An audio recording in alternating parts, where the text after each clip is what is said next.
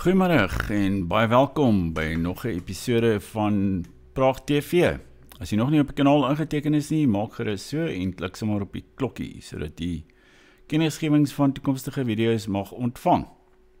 Nou, vandag se onderwerp is die triomf van links in Suid-Afrika. Nou vir iemand wat groot geword het in die tyd toe Suid-Afrika nie so links was nie, of daar nie so 'n linkse hegemonie en linkse regering en linkse universiteite, linkse media,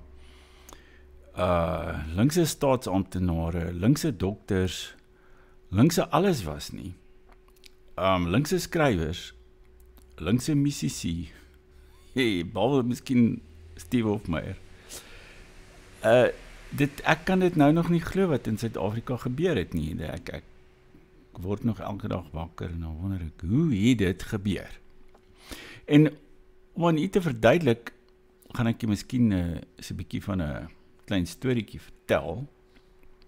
Toe ek nou jonk was en 'n student was, het ons so op 'n keer Durban toe gegaan en daar was so 'n paar linkse studente saam met my en ons het in 'n motor afgery Durban toe en daar was 'n vergadering gehou. Maar nou voordat ek daarby kom, wil ek jy net herinner weer eens aan ons boeke wat jy kan aanskaf. Byvoorbeeld die Ommegang en daar's ook Hart van Duisternis en natuurlik ons Paul Creer biografie, daar's hy. En die punt is ook dat die afgelope tyd het ons natuurlik hieronder op die video, net onder aan die onderkant, kan jy al die boeke daar sien, die omsla, en jy kan klik daarop en dit neem jy na die Praag winkel toe hier op YouTube. Ek het soms so 'n skermskoot daarvan geneem. So lyk dit nou daar by u.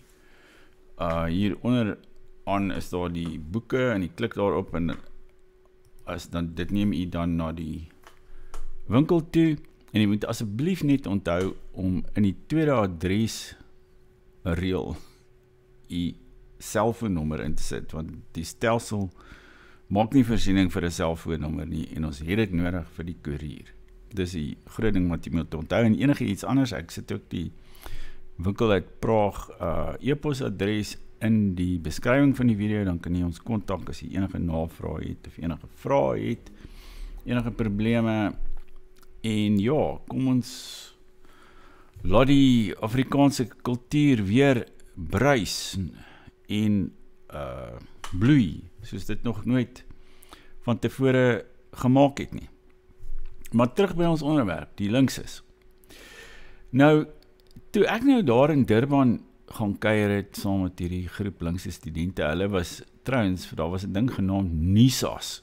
En NISAS is omtrent aan mekaar dopgehou deur die veiligheidspolisie, want hulle was almal marxistiese studente en hulle het ook geld van oorsee af ontvang en alles. Maar ek was eintlik 'n soort van 'n resensent vir die studentekoerant by Wits en ek het sulke artikels in Engels daarop geskryf met sulke lang Engelse woorde, want ek het nou maar so 'n bietjie met Engels geëksperimenteer. Maar ek dink 90% van die studente op die kampus het nie verstaan wat ek geskryf het nie, met al my latinismes en esoteriese Engelse woorde, en daar is selfs my dosente wat begin kla het oor al my verskriklike Engelse terme wat ek daar gebruik het. Jy weet, die Engels in Suid-Afrika is maar 'n tamelik eenvoudige ding, dis hoekom ek nie veel daarmee te maak wil hê nie. Jy weet ek, Afrikaans is vir my 'n baie waardevoller medium in ons land, en in hierdie tipe Engels wat mense ook dikwels praat, ja, dit steek my maar 'n bietjie dwars in die krop. Maar nou ja, die linkses, daar is ons toe in Durban, en daar was een van die, evens, hy was 'n bietjie ouer as ons, 'n student. Sy naam was Alan Hirsch. En hy was ook 'n marxist geweest. Hulle was almal marxiste behalwe ek, jy weet, ek was so half bietjie, ek is 'n bietjie meer geneig na die anarchistiese kant toe. Maar ek het nie van die kommuniste en die marxiste gehou nie. En hy En naderhand het die vergadering so oor politiek gepraat en alles. Daar's op die kampus van die Universiteit van Natal. Ook 'n baie linkse kampus. Marxisties, vandag nog. En die gesprek het toe daarna toe gewentel, maar wat kan hulle doen om die nasionale party te ontsetel? En niemand het 'n idee gehad nie. Daar was 'n absolute pessimisme daaroor gewees. Dit was so in die laat 70er jare.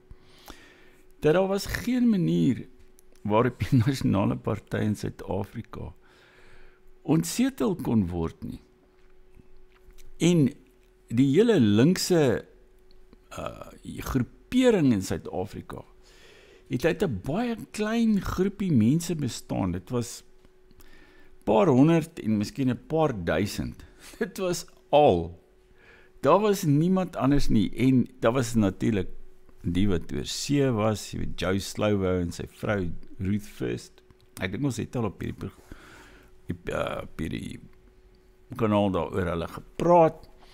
Maar daar was geen manier waarop enigiemand kon voorspel dat hierdie triomf van links, wat ons van dag tot dag beleef, die hegemonie van links, die oorheersing van links, dat Suid-Afrika nou saam met Cuba en Venezuela en 'n paar ander lande, ons is 'n quasi-kommunistiese land waar mense mekaar kameraad noem en jy weet, en waar die vyand uitgekryt word vir rassiste, fasciste en as dit nog so aangaan, gaan hulle seker 'n paar konsentrasiekampe oopmaak en hulle gaan almal wat nie links is nie, gaan hulle daarso vir heropvoeding en wat ek al verskriklike dinge, so nie Sowjetunie, gaan hulle ons begin behandel.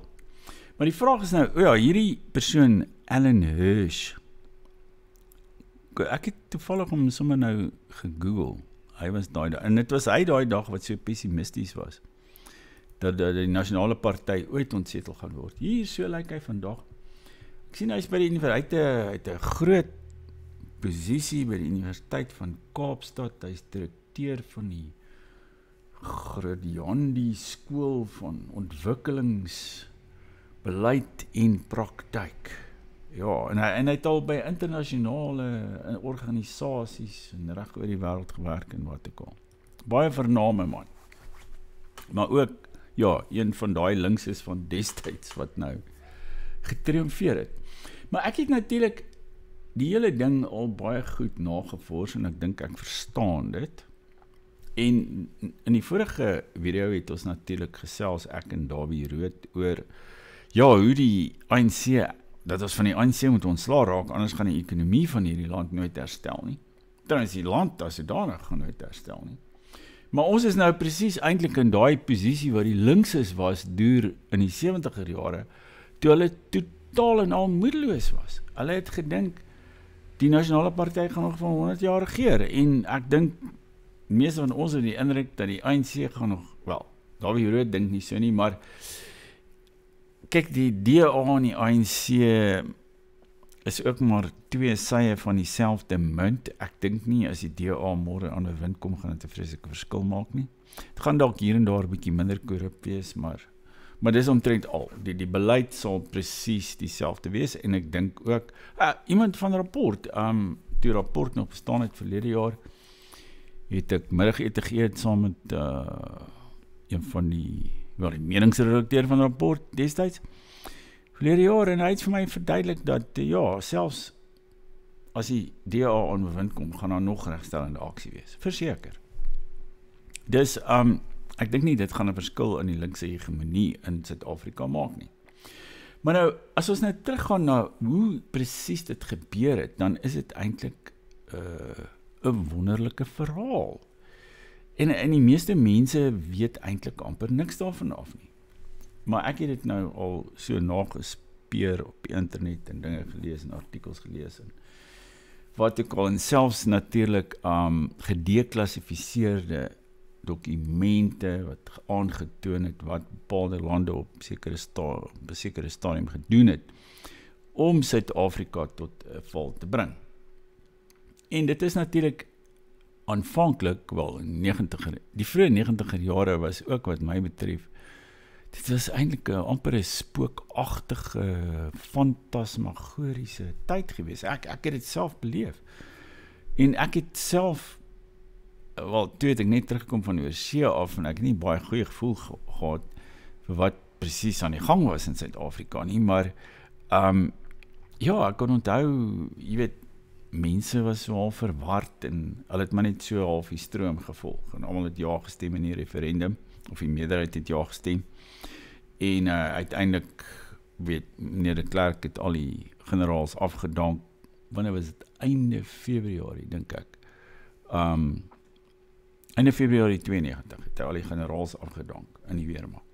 Onder andere Wouter Basson, ek het nou 'n baie goeie video gesien van Wouter Basson, eintlik so 'n motiveringspraatjie van hom, en hy sê, die groot probleem van al die afgedankte, want de Klerk het blykbaar gesê, hy dank die generaals af, omdat hulle nie sy beleid uitvoer nie.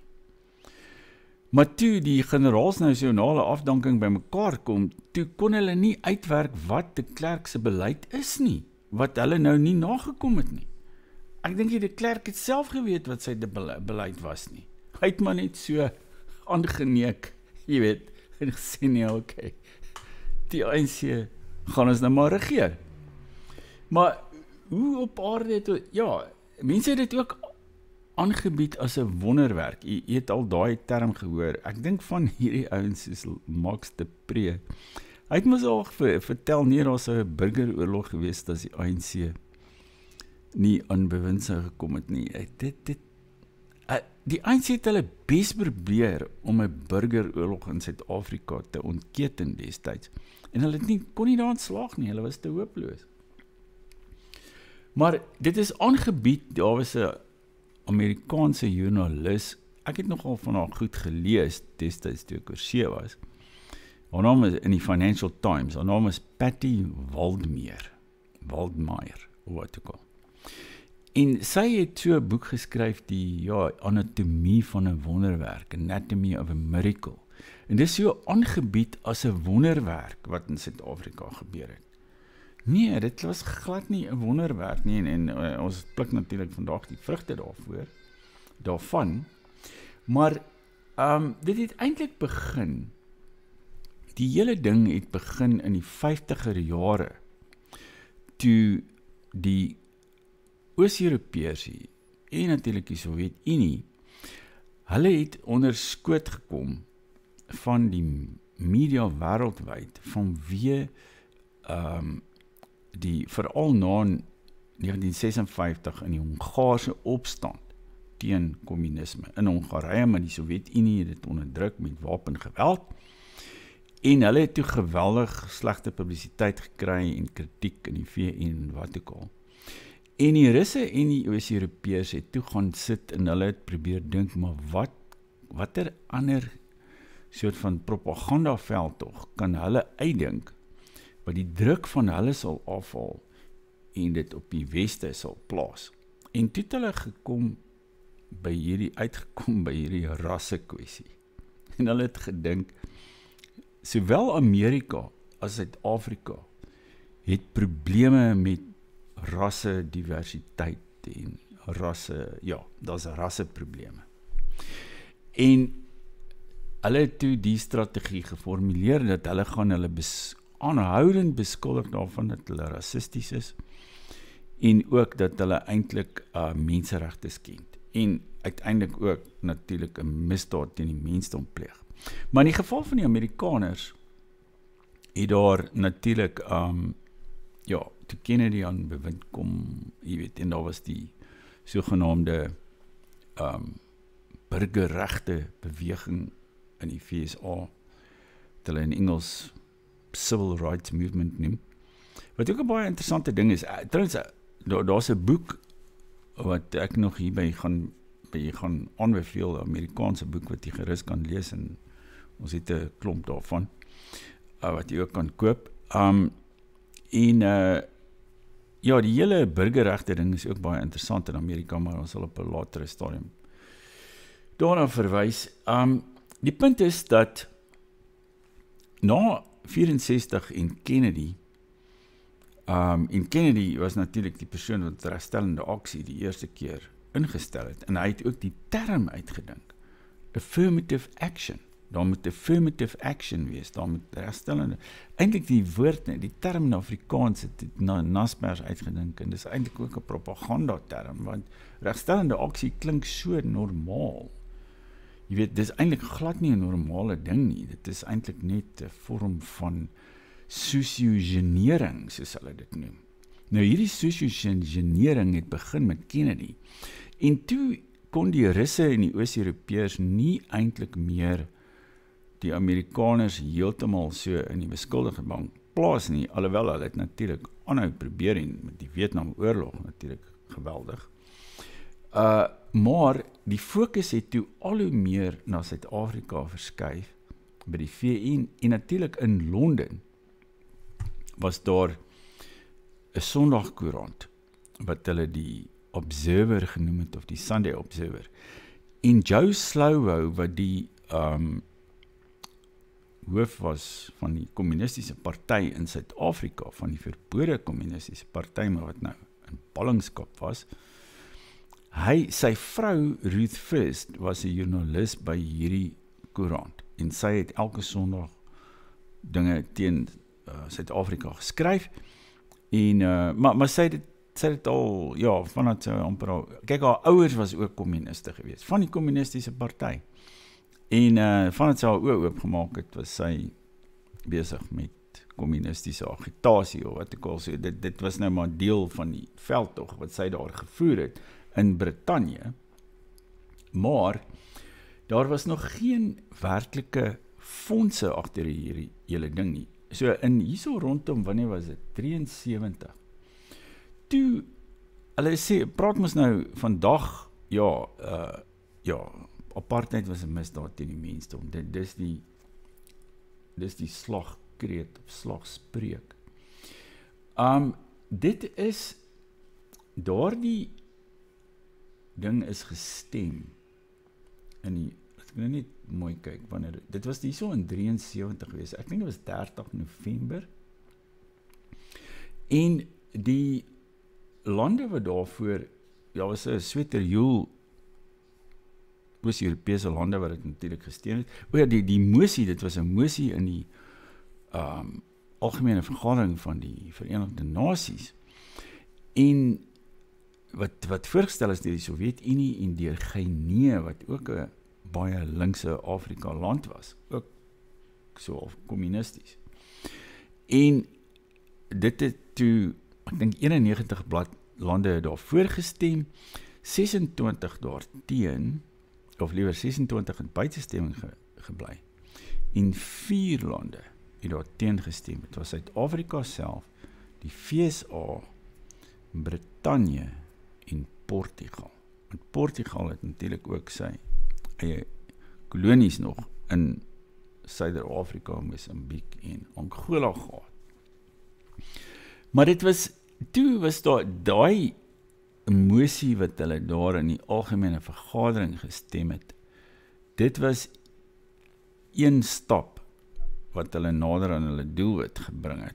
En die tweede stap wat gevolg het, was natuurlik die Sweedse geld. Nou daar is 'n hele lang storie daar rondom wat ek ook vir jou op 'n stadium kan vertel, maar daar was ook 'n baie klein groepie mense, wat ek ook destyds ontmoet het. Jy weet wel, onder andere Nadine Gordimer, die Engelse skryfster. Ek was, juist toe ek nou hierdie boekresensies skryf vir die studentekoerant en filmresensies en wat ook al. Ek het ook selfs resensies vir rapport geskryf as 'n student. Maar daar was 'n ek en 'n ander student het eendag na haar huis toe gegaan, daar so in Parktown. Dit was nie te ver daar van Wits af nie. En toe het ons 'n onderhoud met haar gevoer, maar sy is verskriklik soort van uit die hoogte, en jy weet, en sy het gedink, sy is baie belangrik, en sy het ons nou maar so half as idioote behandel, vir my en hierdie ander student. Maar toe het ek later gelees, dat sy en 'n Sweedse joernalis, sy naam was Per Westberg, jy kan al hierdie goed gaan opkyk op die internet, dis nie so, jy moet 'n bietjie grawe om daarby uit te kom. Maar hulle was kop in een mis, selfs hier van die laat 50er jare af. En sy het hom met inligting gevoer en wat ook al, en oor die kommunistiese party. Sy was altyd baie, in haar boeke en oral was sy baie partydig vir die kommunisme en die kommunistiese party. Maar niks het ooit met haar gebeur nie. Jy weet, as jy in die Sowjetunie nie die nie die amptelike ideologie eerbiedig het nie, dan het hulle jou wat strafkamp toe gestuur, heropvoedingskamp, na die Gulag toe. Nee, die nasionale party het daar nooit na strafkamp toe gestuur nie. Nee, sy het in Parktown daar gesit en sy en haar man, terwyl hulle ekonomiese sanksies teen Suid-Afrika bepleit het, hulle blykbaar SA brouwerye, aandele en al sulke goed gehad. Jy weet, hulle het baie geld gemaak hier so in Suid-Afrika. Maar toe, deur hierdie Per Westberg en Olof Palme, toe hy nou in 68 die verkiesing wen, die Sosiaal-Demokratiese Party van Swede en aan bewind kom, het Swede besluit, en daar was 'n ander kinkel in die kabel, in die sin dat Swede was ook besig om geweldig na links te verskuif, en daar was ontsettende betogings teen Amerika, teen die Vietnamoorlog in Swede. Want, hulle was oortuig dat jy weet, Amerika was nou 'n billebak wat besig was om die Vietnamese uit te moor en so meer, en daar was selfs 'n geval waar Olof Palme, toe hy nou eerste minister geword het hy saam met leiers van Noord-Vietnam, van die Vietcong, het hy op daar so plein in Stockholm, die stoere plan, en hulle daar was 'n groot soort van betoging daar, massa optog, betoging, en daar het Olof Palme saam met hierdie mense van die Vietcong verskyn, met ander woorde, met Amerika se vyande. En Swede was destyds nog, en seker nou nog, 'n westerse land. Dit het soveel reperkusies gehad, dat die Amerikaners vir 'n jaar lank hulle ambassadeur van Swede onttrek het. En dit het die Swede baie moeite gekos om daai Amerikaanse ambassadeur weer terug te kry in Stockholm. Maar wat die mens ook moes besef, ek het nou onlangs weer na ekonomiese statistieke en so meer gekyk. Aan die begin van die 70er jare was Swede se bevolking die rykste ter wêreld. Dis baie moeilik om te glo vandag, maar die gemiddelde inkomste van 'n Sweed in 1970 was hoër as die van 'n Switser, van 'n Amerikaner, van 'n Australiër, van 'n Japanees of wat ook al. En daar's ook spesifieke redes daarvoor wat ook verband hou met Swede se neutraliteit tydens die Tweede Wêreldoorlog. Hulle het nie kant gekies nie, en hulle het met die Duitsers en met die geallieerdes sake gedoen, en hulle land is nooit plat gebombardeer of enigiets nie. So toe na die Tweede Wêreldoorlog het hulle sakke vol geld gemaak, en hulle het natuurlik 'n wapennywerheid ook gehad. Maar hoe dit ook al sê, Swede het toe hoë belastings gehad en 'n groot staatsinkomste, en van daai geld is toe gekanaliseer na die ANC toe. En dit was die begin van die einde van die nasionale party.